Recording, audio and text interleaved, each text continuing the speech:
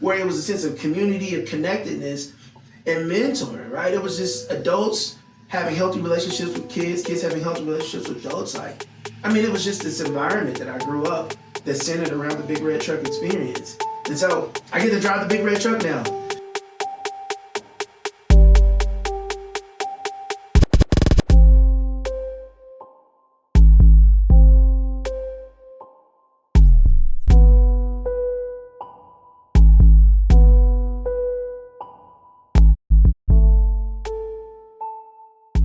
Hello and welcome to Authentic on Air with Bruce Alexander. My guest today is Derrick Sier, and I don't know if he knows this, but I have parasitically turned him into a mentor. We'll talk about more about Derrick in just a minute. A brief intro. So my wife told me podcast listeners want to get right into subject matter. More often than not, my wife is at least more right than me.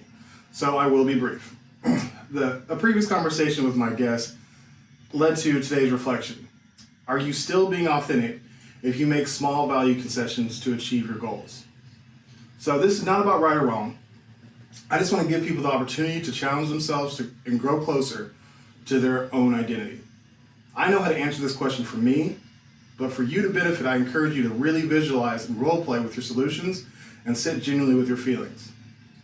I would love to hear any interesting, surprising, or revelational insights uncovered, so you can hit me up on Instagram, Facebook, Threads, or LinkedIn at Authentic Identity Management. I first connected with Derrick during the process of revamping a children's fire ed program, and we sat down to figure out if it made any sense to work together. I found out pretty quickly that was a no, because I had a budget of $0, but I also figured out that his enthusiasm, optimism, and motivation were beyond inspirational. I needed this guy in my top 5. So I bided my time, stayed in contact, and all but stalked him until the time was right. And for the last 3 months or so, he has been elevating my level of thinking through conversation, and I could not be more thankful to share my podcast stage with Derrick Sier. Welcome, Derrick. There is an applause button. Is there? Wait, you have one? Yes, it's somewhere. You're going to hit one, it's going to be like, wah, wah, wah, wah. No, that's not it. Thanks for having me on the show, man. I appreciate Absolutely, man. I'm really excited. It's still playing the sounds like okay. So I'm gonna pull these off now, so I don't need to hear my voice anymore. I'm really excited to have you. Yeah, man. We were talking a little bit already. It was already a great conversation. I'm like, I gotta actually introduce a show. We had to stop it. She was like, wait. Pause the good conversation to start the conversation. Yes. All right, go. I know, right? So for those who don't know who you are, tell us a little bit about yourself, what you do, and what your listeners might get to know you for. Absolutely. So I'm a guy that absolutely loves community. I love connection. I've tried to find several different ways to explain what I do or my heart's desire for my city and my community. And one way that I've recently described it is I want to reach from one side of the city and I want to reach across to the other side of the city.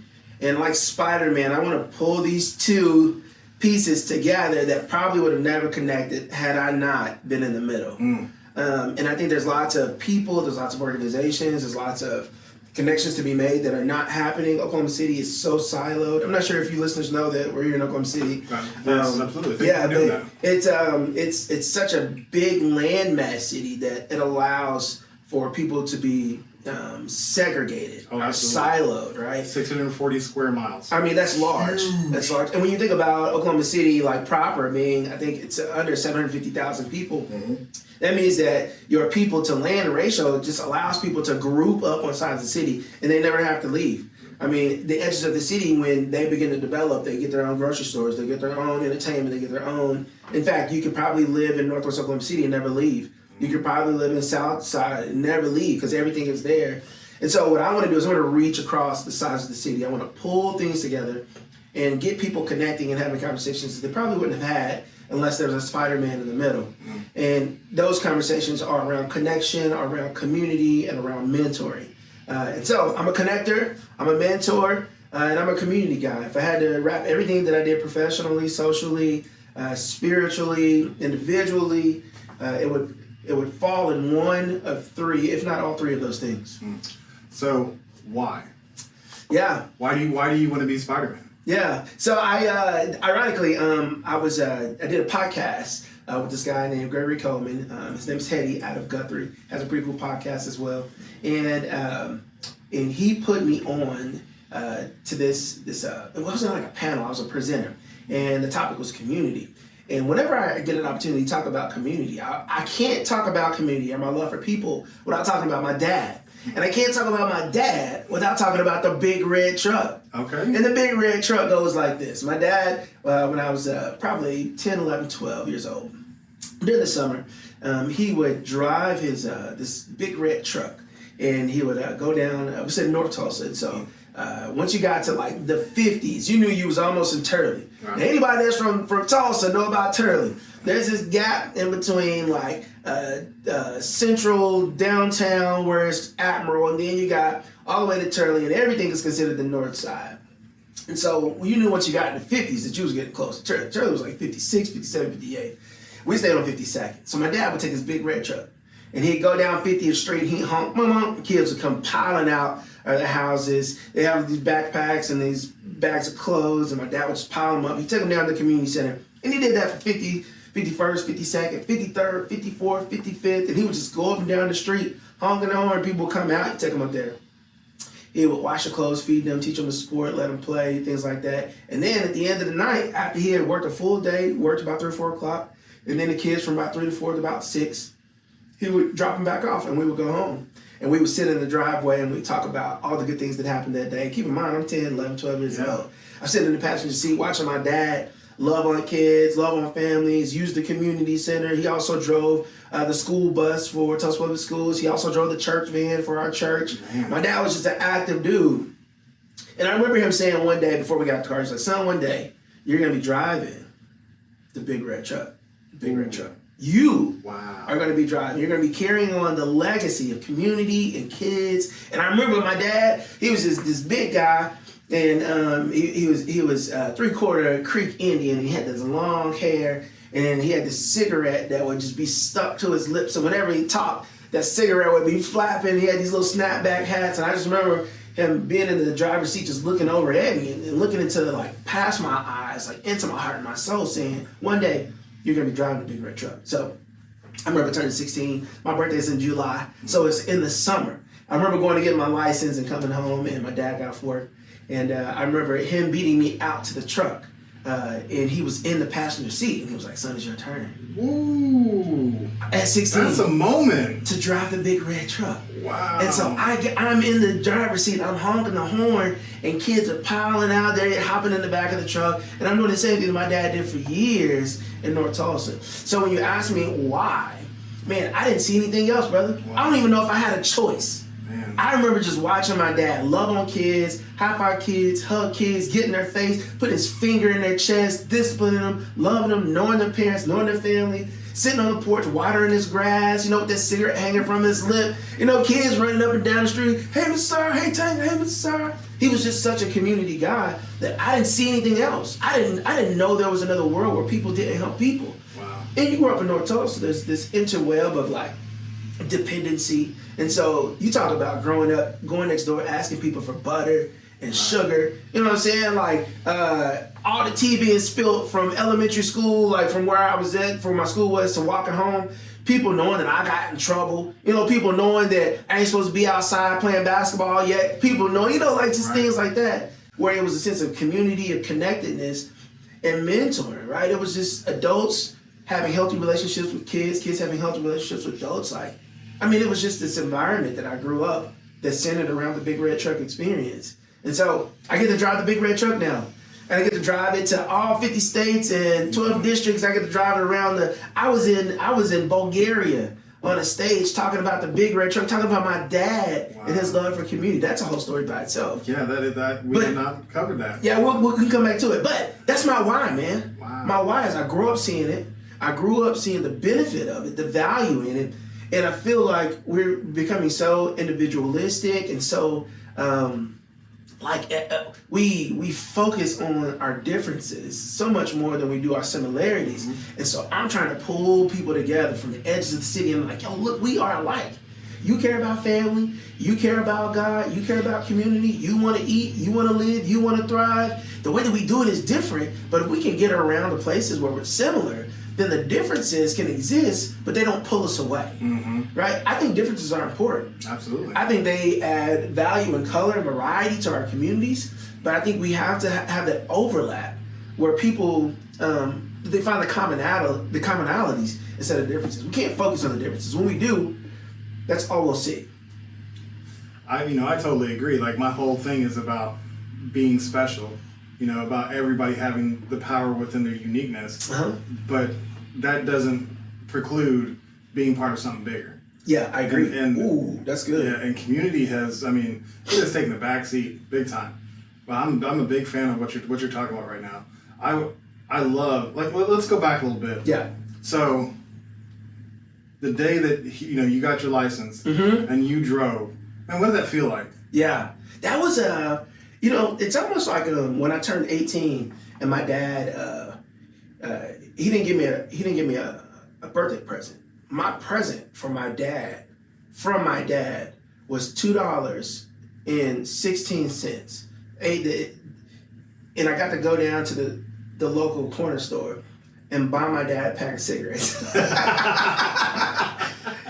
That was my gift. That my dad's gift to me was, here's $2.16, right? And I need you to go buy me some Salem Lights 100, the shorts. Don't give me the long Thanks, ones. Dad. That was his gift. My dad's gift to me was getting upset when I cut the front yard and the lines weren't straight. He made me go back and cut them again. That was my dad's gift to me. My dad's gift to me was, before I got to use a powered weed eater, I edged our front yard up with a shovel.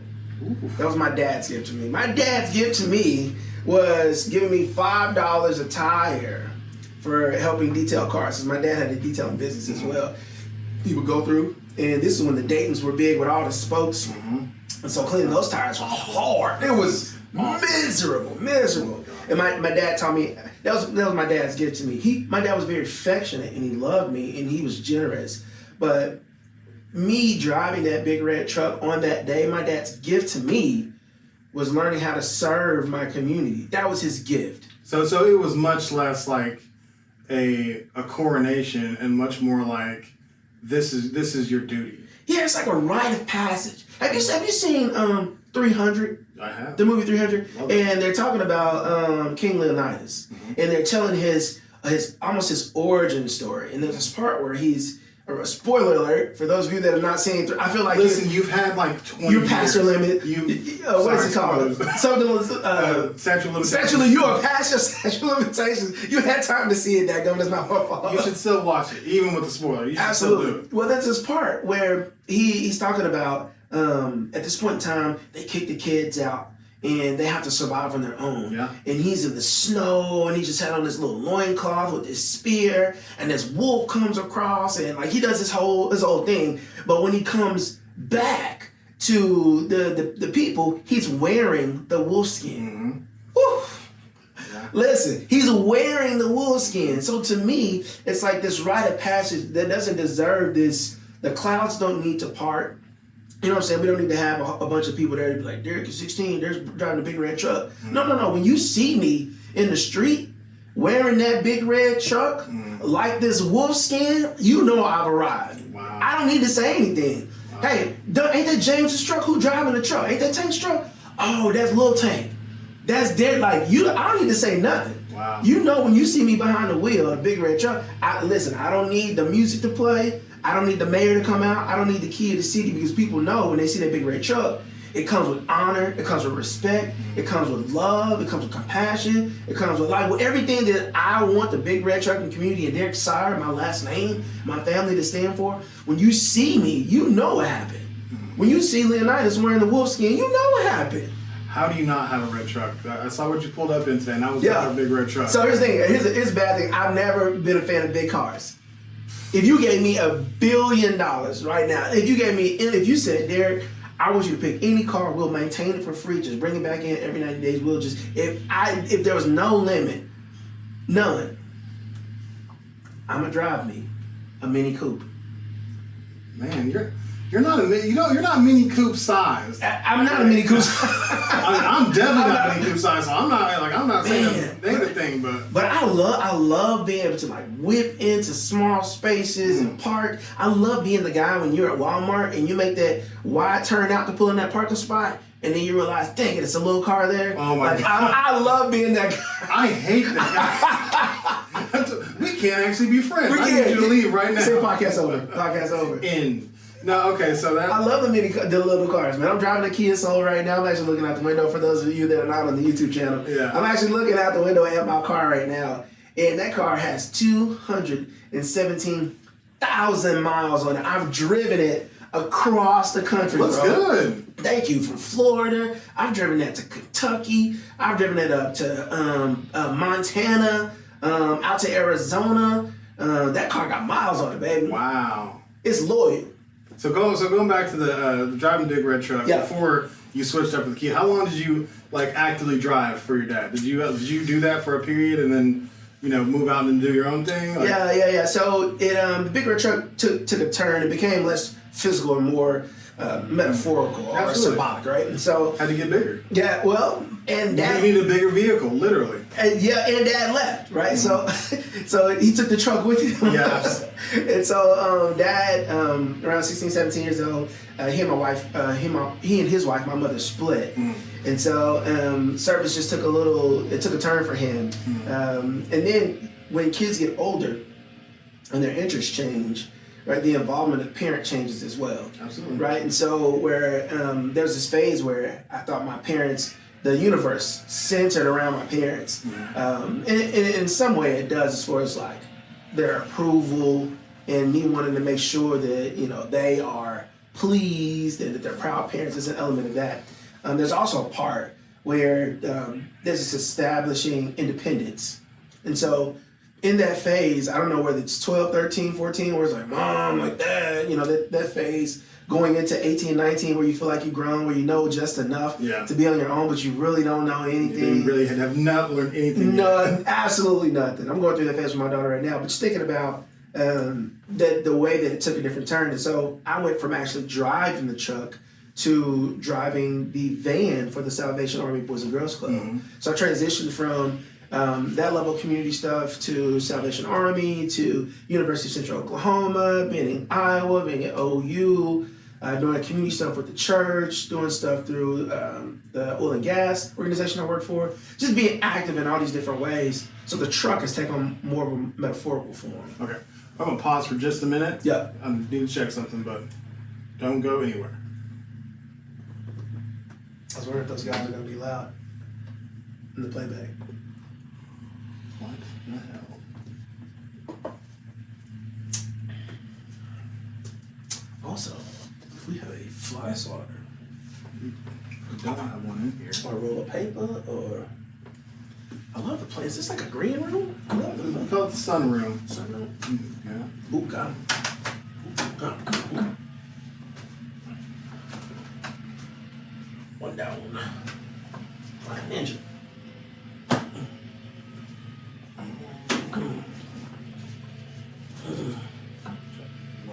him.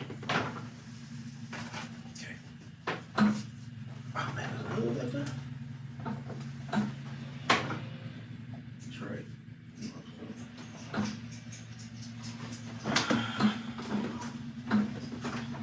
And Did it not record?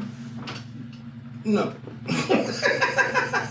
I am so pissed. I did everything this morning. Sound check, even pre-recorded to make sure it was recording. And then I figured out that only this one does power. Like only this port. So I mean it works wirelessly. But it's like needs to charge. I was like, okay, I thought it was charging the whole time. So I just switched ports thinking that it's gonna be exactly the same. Yeah. Apparently. Oh man, that's so embarrassing. Let's circle back then. We are. Oh, it was so good. It was so good. Yo, Did we at least get the video? yeah, we did get the video. Hey. Let me before I go. Before we celebrate. Man, I'm just not surprised, honestly, but yes, we do have the video. Hey yo. If you enjoyed today's episode, subscribe and check out earlier episodes as well. to support the future creation of great content. Follow at Authentic Identity Management on Instagram, Facebook, Threads, or LinkedIn. And if you're struggling to show up as yourself in your content, your brand, or your life, I would love to help you.